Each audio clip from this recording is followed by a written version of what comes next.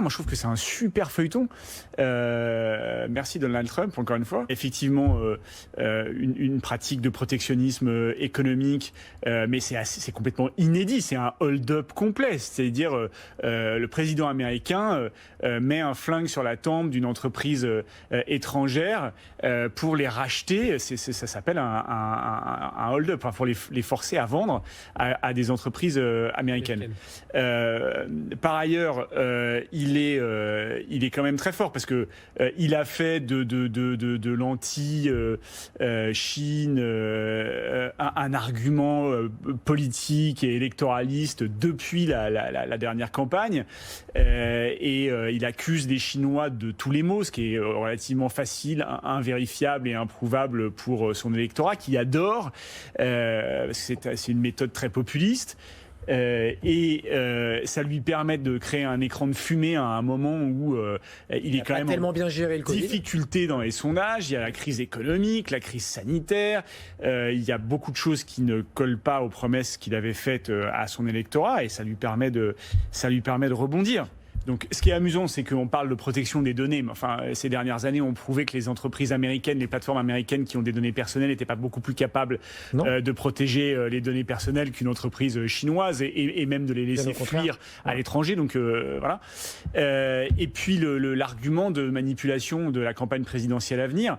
Alors, on peut dire que TikTok a une influence sur la vie politique américaine. On l'avait avec Black Lives Matter et avec les inscriptions, les fausses inscriptions à un meeting de campagne de Donald Trump. Par contre, franchement, je ne crois pas qu'on puisse aller jusqu'à dire que ça influencerait la campagne, pour la simple et bonne raison qu'on parle d'une population qui n'est pas inscrite sur les listes électorales aux États-Unis et qui, pour ceux qui sont inscrits sur les listes électorales, il y en a 40% qui ne vont pas voter. Donc c'est un faux argument, mais en même temps, c'est une façon de mettre une pression extraordinaire pour forcer ce rachat dans des délais extrêmement brefs, qui a un dividende politique évident pour Donald Trump, qui dira: grâce à moi, on a protégé les gentils Américains contre les méchants communistes et chinois, et grâce à moi, on aura sauvé l'économie américaine. Et vous avez vu, je suis capable d'aller braquer une superpuissance mondiale pour leur piquer leurs meilleurs assets, quoi. Cette période de crise sans précédent, de crise sanitaire sans précédent, où on avait 1 milliard de personnes qui étaient confinées à un moment de la période. Ça a été un formidable accident industriel pour certains et un formidable accélérateur pour d'autres. Pourquoi ? Parce que ça fait 10 ans on sait qu'il faut qu'un certain nombre d'industries se transforment, que globalement tout le monde a pris largement son temps pour le faire et que beaucoup de modèles n'étaient pas du tout allés assez vite. Voilà, le cinéma a été remplacé par le streaming pendant cette période-là.